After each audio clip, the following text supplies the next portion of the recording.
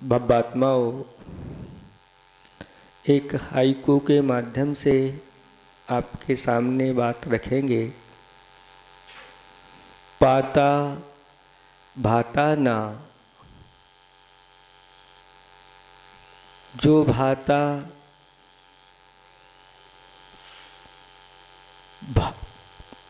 पाता भाता ना, जो भाता पाता ना, सो सुख साता ना। इस संसारी प्राणी को जो प्राप्त हो जाता है उसमें संतुष्टि नहीं हो पाती।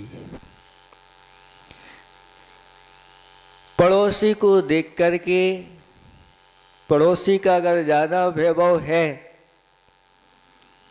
तो फिर जो अपने पास है वो अपन को स्वयं को फीका सा लगने लग जाता है। इनके पास तो इतनी सारी चीजें हैं, हमारे पास भी होना चाहिए। पाता भाता ना, जो भाता, जो अच्छा लगता है वो प्राप्त उसको हो नहीं पाता, क्योंकि जब तक होता है, अगर हो भी जाए तो सामने वाला उससे बढ़कर के आगे आ जाता है। और इसके माध्यम से वह जो अपना प्राप्त है उसमें जो आनंद है वो उसको नहीं आ पाता। ये स्वभाव है संसारी प्राणी का। एक राजा है, उस राजा के पास बड़ा वैभव है, लेकिन पड़ोसी राज्य इससे भी बढ़ चढ़ करके है। इस चिंता को लेकर के वह बीमार पड़ गया और वैद्य लोग आए। सारे वैद्यों ने देखा कि बीमारी तो कुछ भी पकड़ में नहीं आ रही, क्योंकि वह शारीरिक बीमारी नहीं थी, मानसिक बीमारी होती। कहते हैं देवों के पास सब कुछ होता है, वहां सुख है, लेकिन कोई दुख है उनको तो वह मानसिक दुख रहता है। मानसिक दुख क्यों? क्योंकि उन्हें बड़े बड़ों के अंडर में रहना पड़ता है। बड़ों को वैभव देख करके उनके मन में इसी प्रकार की ईर्ष्याएं आदि उत्पन्न होती रहती है। मानसिक दुख है वहाँ, शारीरिक नहीं, क्योंकि शरीर में किसी प्रकार का कोई रोग नहीं होता, बुढ़ापा नहीं आता, भूख प्यास की कोई तकलीफ वहाँ पर नहीं।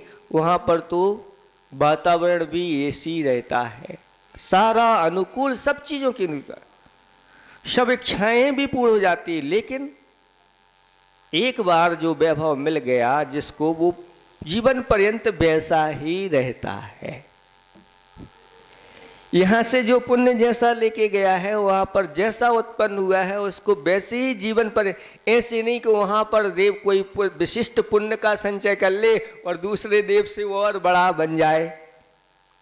सम्यक दर्शन गुणों को तो प्राप्त कर सकता है, मिथ्या दृष्टि है कोई तो सम्यक दर्शन प्राप्त कर सकता है, लेकिन जैसे सम्यक दृष्टि होने के बाद भी अगर वह वाहन जाति का देव बना है तो वाहन जाति का ही रहेगा जीवन पर्यंत के लिए।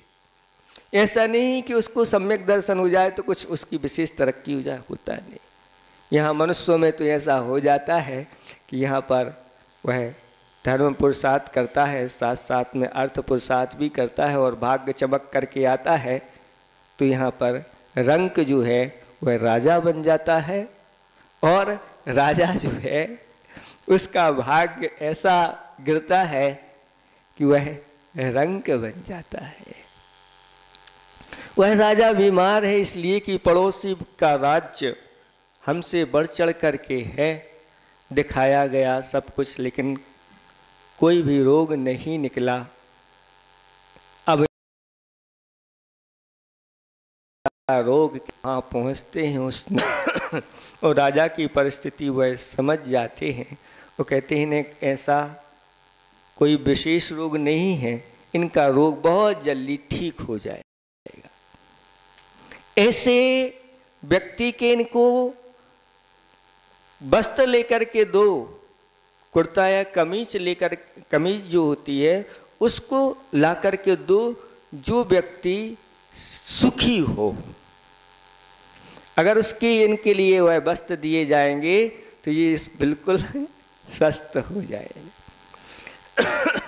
मंत्री दीवाना आदि जो भी थे वह निकल पड़े, जो धनाढ़ सेठ थे जिनके यहाँ कोई कमी नहीं थी, और उन्होंने जाकर के निवेदन किया कि आपके वस्त्र चाहिए, लेकिन हमें वस्त्र इसलिए चाहिए कि आप सुखी हैं, इसलिए आपके वस्त्र चाहिए।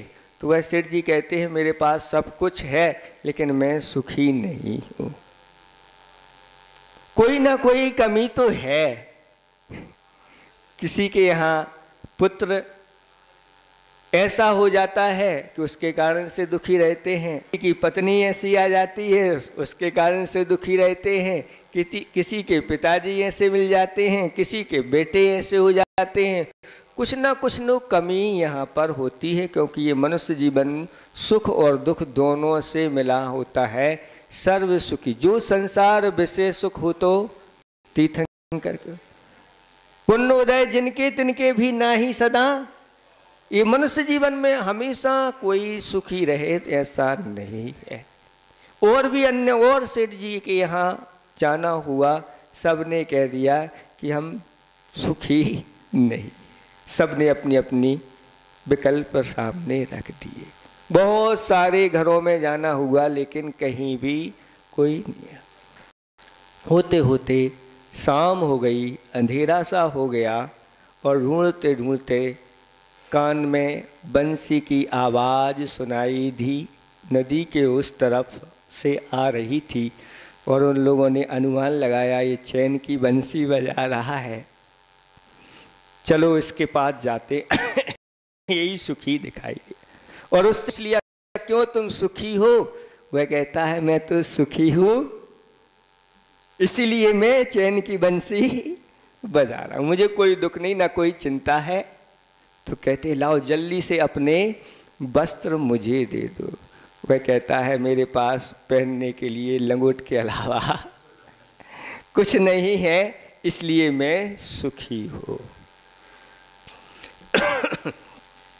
इस सारी घटना को जाकर के राजा को बता दिया, और राजा ने चिंतन किया कि वास्तव में जो परिग्रहवान होते हैं उनके सुख नहीं होता, और जिनके जीवन में संतोष आ जाता है, परिग्रह आदि से रहित होते हैं, वो आप वास्तव में सुखी। एक उसके पास कुछ भी नहीं है और वह सुखी है, और मेरे पास इतना होते हुए भी मैं दुखी हूँ, ये हमारी सबसे बड़ी मूर्खता है। उसने उसके माध्यम से उपदेश ग्रहण कर लिया। हमारे आचार्य भगवंतों ने भी यही उपदेश दिया कि जो जितना त्याग करता जाता है, जो जितना संकल्पित हो जाता है, वह उतना ही सुखी हो जाता है।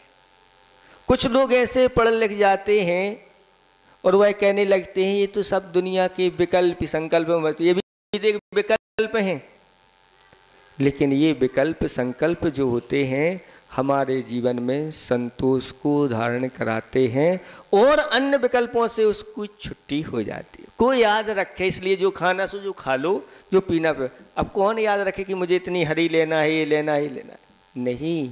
ये संकल्प हो गया कि मुझे आज 3 ही हरी लेना है, तो उसका सारा विकल्प अन्य हरियों की तरफ से चला गया। अब मुझे मात्र 3 है, 3 से ज़्यादा तो नहीं हो रही। ये इस प्रकार का जीवन में उसको संकल्प रहता है, तो कहते हैं सदा त्यागी माने जाते। सदा त्यागी मतलब आपने जीवन पर्यंत के लिए इतनी हरि का त्याग कर दिया, बाकी हरि के आप सदा त्याग, क्योंकि आप जब भी खाने बैठोगे कहीं मेरी हरि ज़्यादा तो नहीं होगी। वही संकल्प, और वो एक संकल्प अपने जीवन में कायाकल्प करा देता है। इसलिए जितना हो सके अपने जीवन में का संकल्प करना चाहिए। अणुवृत्ति जो होता है वह परिग्रह का परिमाण बना लेता है, बस उतने में ही उसका सीमा रहती है। इसके बाद सारे विकल्पों को वह, यही संकल्प उसकी लिस्या को शुभ बना करके रखता है। पंचम गुण स्थान से शुभ लिस्याएं कही गई हैं। क्यों कही गई? दुकान में भी बैठा है तो भी शुभ लिस्या, हाँ दुकान में भी बैठा है, लेकिन संकल्प अंदर भीतर नियम का उसका बैठा हुआ है कि मुझे इसी दायरे में कार्य करना, इससे ज़्यादा नहीं करना। इसलिए जो मिला है उसमें संतुष्टि होना चाहिए। पुरुषार्थ आप आगे के लिए करते हैं, उसके लिए मना नहीं, उसका तो आनंद ले लो। हमारे आचार्य भगवंतों ने मुनिराजों के लिए कहा, संतुष्टो भक्त पाणेषु। मुनिराज चौके में जाएं और जो मिल जाए उसमें संतुष्ट उनको होना चाहिए। भक्त और पान में हमेशा संतुष्ट होना चाहिए। मान लो आधा पेट भरा और अंतराय आ गया, दुखी हो जाते हैं और महाराज सोचते हैं चलो आधा तो बढ़ गया अगर शुरू में हो जाता तो हमारे लिए तो संतुष्टि है कि आधा मिल गया, क्योंकि कहा है कि कभी मुट्ठी भर चना, कभी घी गुड़ घना, तो कभी वो भी मना। कभी थोड़ा मिलता है, कभी ज़्यादा मिलता है, कभी मध्यम, कभी अच्छा मिलता है, कभी नीरस, कभी सरस। इन सब में जो संतुष्ट धारण करते हैं वो संतोषी कहलाते हैं और उनके जीवन में शौच धर्म आता है। संतुष्टो भक्त पाणेषु। और हमारा क्या है, सिर्फ भोजन ही तो लेना 24 घंटे में कर, उसमें अगर संतुष्ट हो गए तो शौच धर्म बहुत अच्छे से पलता है। और ऐसे लोग निरंतर साता वेदनी का आश्रय करते चले जाते हैं और आगे सभी प्रकार के सुखों को प्राप्त होते हैं। और जिन्हें इस प्रकार की तृष्णा, लोभ, लालच बैठा रहता है, वह सुखी न तो इस भव में रह पाते हैं और अगले भव में भी वर्तमान में असाता वेदनी का बंद करते चले जाते हैं और अगले भव में भी ऐसा ही मिलता है। आप लोग अच्छी तरह से सहायकों को याद रखें कि भाता पाता ना, जो पाता वहाता ना, सो सुख साता ना। इसलिए सुख साता से अपना जीवन निकालें। अहिंसा परमो धर्म की